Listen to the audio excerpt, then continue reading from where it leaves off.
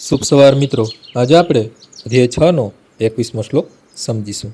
સુખમાત્યતિકમ યત બુદ્ધિગ્રાહ્યમતીન્દ્રિયમ વેતિ યત્ર ન સેવયમ સ્થિતરસરલતી તત્વતઃ.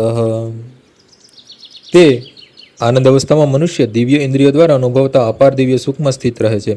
એ પ્રસ્થાપિત થયેલો મનુષ્ય કદાપી સત્યથી જુદો પડતો નથી અને આ સુખની પ્રાપ્તિ પછી આનાથી મોટો કોઈ લાભ હોય એમ તે માનતો નથી. આ ચિત્તશક્તિ અથવા અંતરંગ શક્તિ દિવ્ય છે. પુરુષાર્થનો અર્થ છે ભૌતિક, ધાર્મિક, આર્થિક વિકાસ, ઇન્દ્રિય તૃપ્તિ અને એ આત્મ પરમાત્મા સાથે એક થવાનો પ્રયત્ન. અદ્વૈતવાદીના પરમાત્મા સાથે એક થવાની કલ્પનાનું કેવલ્યમ કહે છે, પરંતુ પતંજલિના મતે કેવલ્યમ એ અંતરંગ અથવા દિવ્ય શક્તિ છે કે જેનાથી જીવાત્મા પોતાની સ્વરૂપાવસ્થા પ્રતિ સભાન થાય છે. ભગવાન ચૈતન્યના શબ્દમાં આ અવસ્થા ચેતો દર્પણ માર્જનમ અર્થાત મનરૂપી મલિન દર્પણનું માર્જન શુદ્ધિ છે. આ માર્જન વાસ્તવિક રીતે મુક્તિ અથવા ભવ મહાદાવાગ્નિ નિર્વાણનો પ્રારંભિક સિદ્ધાંત પણ આ સમાન છે. ભાગવતમના આને સ્વરૂપેણ વ્યવસ્થિતિ કહેવામાં આવે છે. ભગવદ્ ગીતાના આ શ્લોકમાં આનું સમર્થન થયેલું છે.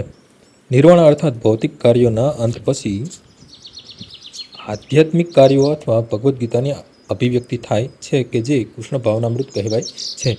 ભાગવતના શબ્દમાં સ્વરૂપેણ વ્યવસ્થિતિ જીવાત્માનું વાસ્તવિક જીવન આ જ છે. ભૌતિક સંસર્ગ દોષોથી આધ્યાત્મ જીવન દૂષિત થવાની અવસ્થા માયા છે. આ ભૌતિક દૂષણથી મુક્તિનો અર્થ એ જ છે કે જીવાત્માની ભૂળ દિવ્ય સ્થિતિનો વિનાશ થતો નથી.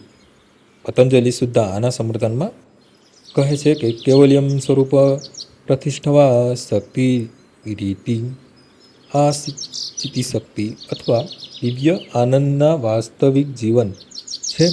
વેદાંત સૂત્રમાં આનું સમર્થન આ પ્રમાણે થયું છે: આનંદમયો ધ્યાસાત. આ કુદરતી દિવ્ય આનંદ યોગનું અંતિમ ધ્યેય છે અને ભક્તિયોગ દ્વારા તે સહજમાં જ પ્રાપ્ત થાય છે. ભક્તિયોગનું વિસ્તૃત વર્ણન 7મા અધ્યાયમાં કરવામાં આવે છે. આજનો શ્લોક અહીં પૂર્ણ થાય છે. આવતીકાલે ફરીથી સવારે 6 વાગ્યે મળીશું.